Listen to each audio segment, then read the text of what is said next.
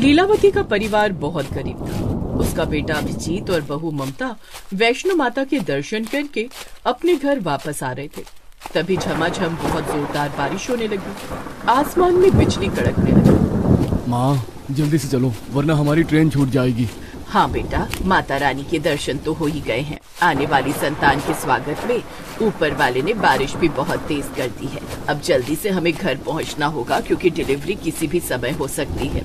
माँ, मैंने तो पहले ही कहा था कि डिलीवरी का वक्त है, अभी इतनी दूर जाना ठीक नहीं है, पर आप लोगों ने मेरी बात मानी ही नहीं।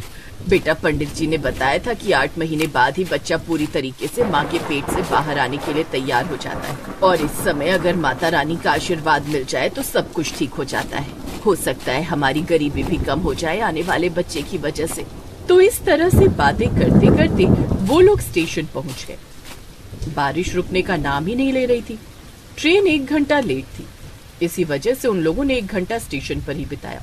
1 घंटे बाद ट्रेन आ गई। अम्मा जी, सामान उठाना है क्या? अरे नहीं भाई साहब, जब अपनी जिंदगी का भार हम लोग उठा रहे हैं तो ये सामान क्या चीज है। हमारी गरीबी से तो हल्का ही है ये सामान। वाह भाई साहब वाह, कितनी गहरी बात कर डाली आपने। खैर, अभिजीत ने सारा सामान उठाया और ट्रेन में बैठ गए। ट्रेन चलने लगी। काफी घंटे का सफर करने के बाद भी बारिश बंद नहीं हुई। माँ, मुझे लगता है कि हमें बारिश में ही अपने घर तक पहुँचना पड़ेगा। आसमान देखो कितना काला है। उन लोगों को बारिश में यात्रा करने में बहुत अच्छा लग रहा था, लेकिन उन्हें नहीं पता था कि रास्ते में उनके साथ कितनी ढेर सारी कठिनाइयां आने वाली हैं। तभी ट्रेन अचानक रास्ते में रुक गई। आरपीएफ वाले उनकी बोगी में आ गए। आप लोग इस बोगी से बाहर निकल जाइए। आगे थोड़ी दूर पर एक बहुत बड़ा ट्रेन हादसा हो गया है, जिस वजह से ये ट्रेन यहीं पर रोकी जा रही है। आप लोग यहीं आसपास होटल में रुक जाइए। अरे ऐसे कैसे भाई साहब, हमने पूरा टिकट लिया है, यात्रा तो पूरी कराइए। अरे बहन जी, अगर हम लोग ट्रेन चला देंगे और आगे कहीं हमारी ट्रेन का भी एक्सीडेंट हो गया इतनी तेज बारिश में तो क्या होगा? और क्या आप चाहती हैं कि इस ट्रेन में बैठे सभी लोगों की जान चली जाए?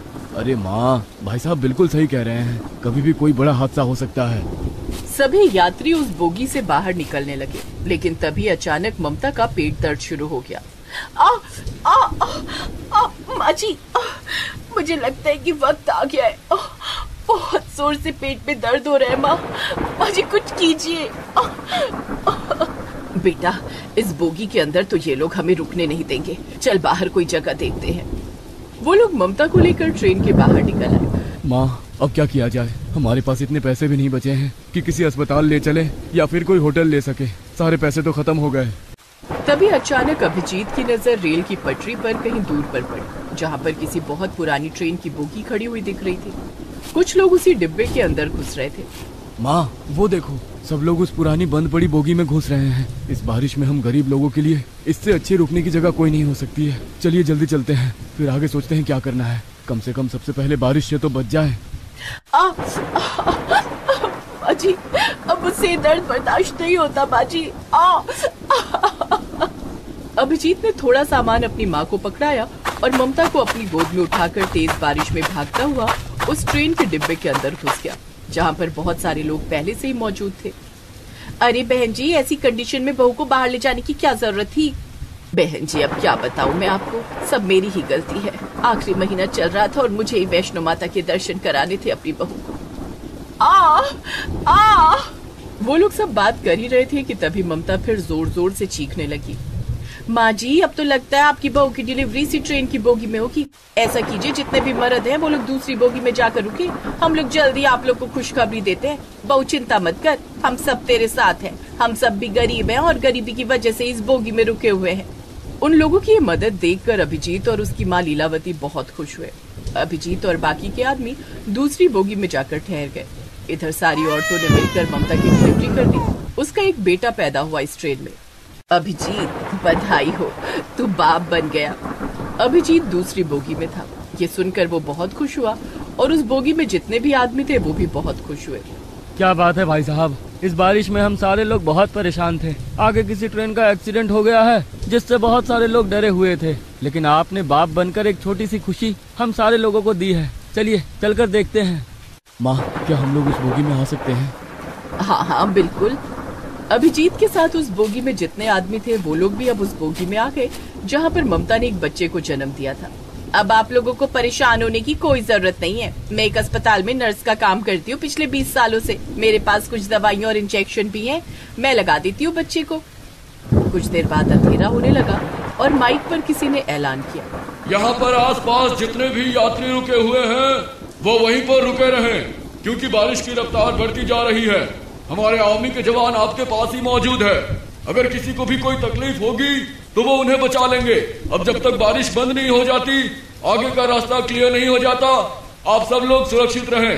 आप सभी को खाना मिलता रहेगा सरकार की तरफ से। तो अब रात को उन लोगों ने उस बंद पड़ी पुरानी ट्रेन की बोगी को ही अपना घर बना लिया। जिनके पास जो भी कंबल और चादर थे, उनसे उन लोगों ने उस बोगी के अंदर ही बिस्तर बना लिया। 3 दिन बीत गए लेकिन अभी तक बारिश बंद नहीं हुई।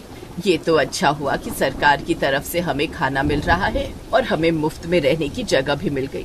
माँ जी, सबसे अच्छी बात तो ये है कि हमें यहाँ पर इतने अच्छे अच्छे लोग मिल गए जिन्होंने हमारी मदद की, वरना इतनी तेज बारिश में बहुत कुछ गलत हो सकता था हमारे साथ। सब माता वैष्णो जी की कृपा है बहन जी। आप अपने होने वाले पोते के लिए ही माता वैष्णो के दरबार गई थी और उसके साथ ही कुछ गलत हो जाता, ऐसा तो हो ही नहीं सकता था। अब वो ट्रेन ही उस गरीब परिवार का घर बन चुका था। वहाँ पर जितने भी लोग थे सब एक परिवार की तरह रहने लगे। बहुत सारे लोगों ने मिलकर एक कठिन समय को भी कितना खुशनुमा बना दिया था। करीब 1 हफ्ते तक वो लोग एक साथ एक परिवार की तरह रहे। जब बारिश बंद हुई तब उनकी ट्रेन एक बार फिर से आगे चलने के लिए तैयार हो गई। 1 हफ्ते में ही हम सब एक परिवार की तरह रहने लगे थे। 1 हफ्ते पहले हम लोग एक दूसरे को जानते भी नहीं थे, पर अब बिछड़ते हुए बहुत बुरा लग रहा है। किसी ने क्या खूब कहा है कि आते जाते खूबसूरत आवारा सड़कों पे कितने अनजान लोग मिल जाते हैं, उनमें से कुछ लोग भूल जाते हैं, कुछ याद रह जाते हैं। जिंदगी के किसी न किसी मोड़ पर एक बार हम लोग फिर कभी मिलेंगे। तो इस तरह एक दूसरे से विदा लेकर सब लोग अपनी अपनी सीट पर बैठ गए। ट्रेन एक बार फिर से चल पड़ी। अभिजीत अपनी माँ, अपनी पत्नी और अपने नवजात बच्चे को लेकर जैसे ही अपने घर पहुंचा, वहां पर घर था ही नहीं। वहां चारों तरफ दलदल था। वो लोग हैरान हो गए। आसपास के लोगों से अभिजीत ने पूछा, अरे भाई साहब, ये सब क्या हो गया? ये सारे घर कैसे तबाह हो गए? मैं भी यहीं पर एक झोपड़पट्टी में रहता था। बहुत बहुत बधाई हो आपको। मेरा घर तबाह हो गया और आप मुझे बधाई दे रहे हैं? मैं बधाई इसलिए दे रहा हूँ क्योंकि आप लोग कम से कम जिंदा तो हैं। आप यहाँ से सही टाइम पर निकल गए थे, क्योंकि आपके जाने के बाद यहाँ पर इतनी खौफनाक बारिश और लैंडस्केप हुआ जिससे सारे घर तबाह हो गए।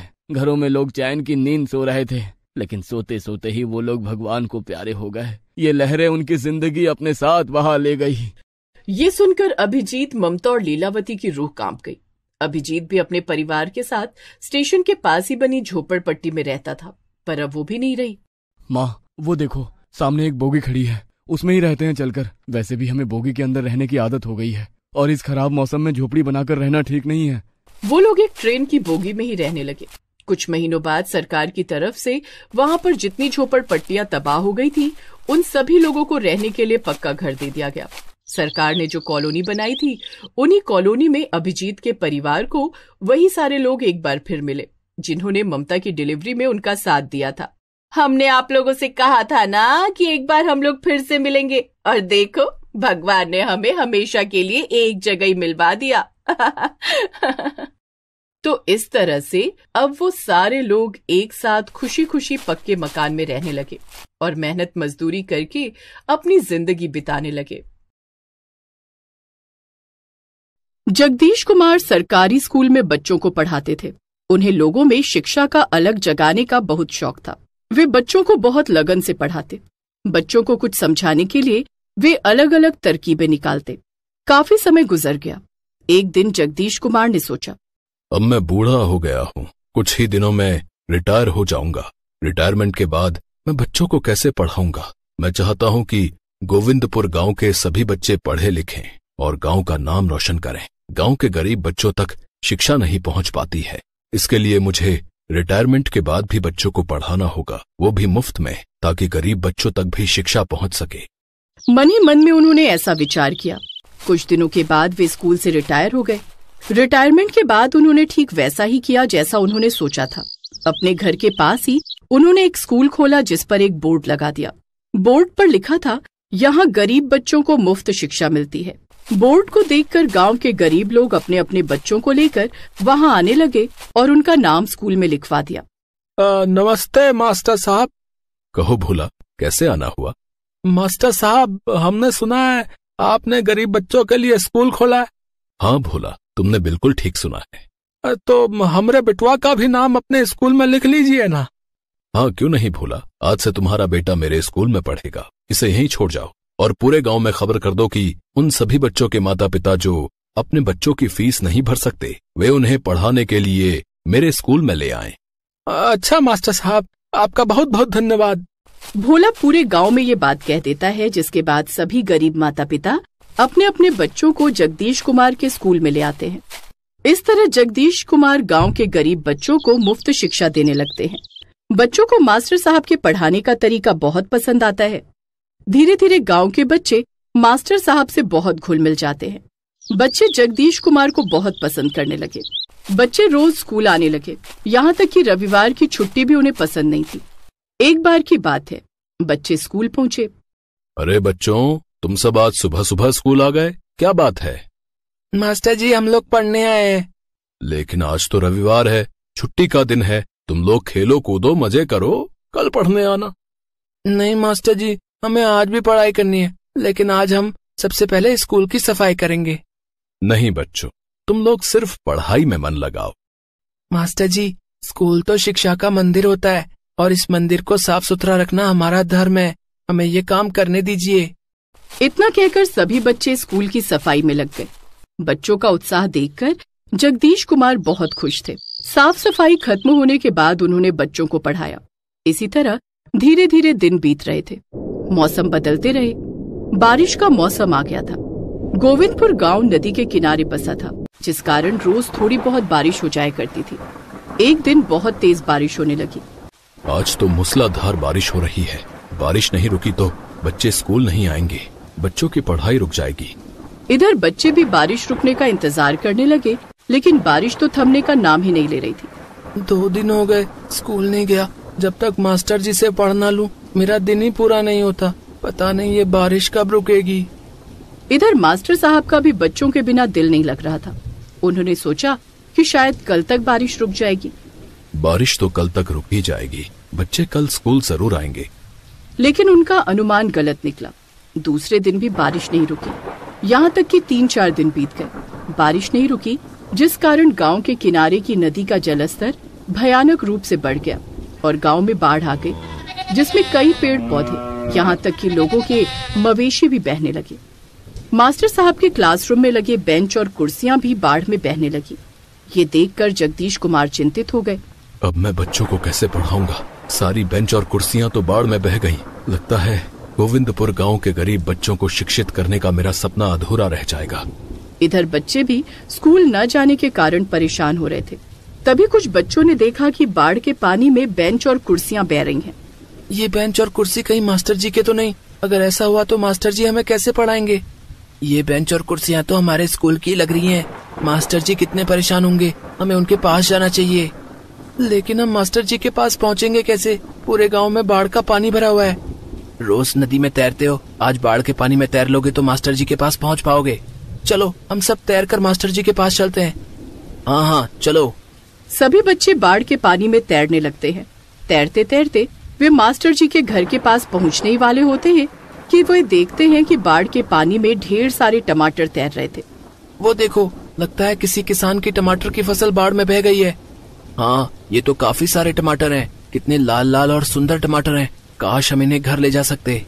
इन टमाटरों को देखकर मुझे एक उपाय सूझ रहा है। कैसा उपाय? हम इन्हें अपने घर न ले जाकर मास्टर जी के घर ले चलते हैं। लेकिन मास्टर जी इतने सारे टमाटरों को क्या करेंगे? मास्टर जी के स्कूल के लिए हम सब मिलकर इन टमाटरों से बेंच और कुर्सियां बना सकते हैं। टमाटर की बेंच और कुर्सियां? हाँ, लेकिन हम इतने सारे टमाटर लेकर मास्टर जी के घर तक कैसे पहुंचेंगे? अपनी अपनी शर्ट उतारो और उसमें टमाटर रखते चलो। ठीक है। सभी बच्चों ने ठीक वैसा ही किया। अपनी अपनी शर्ट उतारी और उसमें बाढ़ में बहते हुए टमाटर इकट्ठा करने लगे। सभी बच्चों ने सारे टमाटर अपने अपने कपड़ों में बांध लिए और तैरते हुए मास्टर जी के पास पहुँचे। बच्चों को इस हालत में अपने पास आया देखकर जगदीश कुमार की आंखें नम हो गईं। बच्चों का उनके प्रति प्यार देखकर वे भावुक हो गए। उन्होंने बच्चों से कहा, बच्चों, तुम लोग बाढ़ में भी मेरे घर आ गए। हाँ मास्टर जी, हम सब तैर कर आए हैं। लेकिन मैं तुम लोगों को नहीं पढ़ा सकता। क्यों मास्टर जी? क्योंकि बाढ़ में सारी बेंच और कुर्सियां बह गई हैं। तो क्या हुआ मास्टर जी, हम नई बेंच और कुर्सियां बना देंगे। लेकिन तुम लोग नई बेंच और कुर्सियां कैसे बनाओगे? इस बारिश में तुम्हें लकड़ियां कहाँ मिलेंगी? मास्टर जी, हम नई बेंच और कुर्सियां टमाटर से बनाएंगे। टमाटर से बेंच और कुर्सियां कैसे बनेंगी? ये कैसे हो सकता है? इतने सारे टमाटर आएंगे कहाँ से? तभी सभी बच्चों ने अपने अपने कपड़ों के गट्ठर खोले और जगदीश कुमार के सामने टमाटर का ढेर लगा दिया। ये तो बहुत सारे टमाटर हैं। ये तुम लोगों को कहाँ मिले? मास्टर जी, ये टमाटर बाढ़ के पानी में बह रहे थे। हमने इन्हें अपने कपड़ों में इकट्ठा कर लिया। हम इन टमाटरों से बेंच और कुर्सी बनाएंगे जिस पर आप और हम लोग बैठकर पढ़ सकेंगे और आप हमें पढ़ा सकेंगे। लेकिन इस काम में वक्त लग सकता है। तुम लोग अपने अपने माता पिता को बताकर तो आए हो ना? नहीं तो उन्हें तुम लोगों की चिंता होगी। मास्टर जी, आप चिंता मत कीजिए। हमारे माता पिता को पता है कि अगर हम उनके पास नहीं है तो आपके पास ही होंगे और सुरक्षित होंगे। आप आराम से बैठ जाइए। जगदीश कुमार बैठ जाते हैं और सभी बच्चे काम शुरू करते हैं। वे बच्चों को काम करते हुए देखने लगे। इस काम में 2 दिन लग जाते हैं। अब बारिश भी रुक गई थी और बाढ़ का पानी भी धीरे धीरे उतरने लगा था। जगदीश कुमार ने फिर से अपना स्कूल शुरू कर दिया, लेकिन इस बार मास्टर जी के बैठने के लिए टमाटर की कुर्सी और बच्चों के लिए टमाटर का बेंच था। बच्चों ने स्कूल को भी टमाटरों से सजा दिया था। जगदीश कुमार के टमाटर के स्कूल की चर्चा पूरे गांव में होने लगी। ग्रामीण टमाटर के स्कूल को देखने के लिए आने लगे। अरे वाह मास्टर साहब, आपका टमाटर का स्कूल तो बहुत ही न्यारा है। ये तो बच्चों का प्यार और पढ़ाई के प्रति उनकी लगन का नमूना है भोला, कि बच्चों ने बाढ़ में बहते टमाटरों से बेंच और कुर्सियां बना दी और बारिश में भी पढ़ने का जुगाड़ खोज निकाला। अब गांव में चाहे कितनी बारिश हो या बाढ़ आए, बच्चे टमाटर के बेंच पर बैठकर पढ़ाई करते और जगदीश कुमार टमाटर की कुर्सी पर बैठकर उन्हें पढ़ाते। इस तरह जगदीश कुमार ने गोविंदपुर गांव के बच्चों को टमाटर की कुर्सी पर बैठकर पढ़ाया और उन्हें शिक्षित किया। गोविंदपुर गांव का ये अनोखा टमाटर का क्लासरूम था, जिसमें पढ़ने वाले सभी बच्चों ने बड़े होकर गांव का नाम रोशन किया और जगदीश कुमार का सपना पूरा हो गया।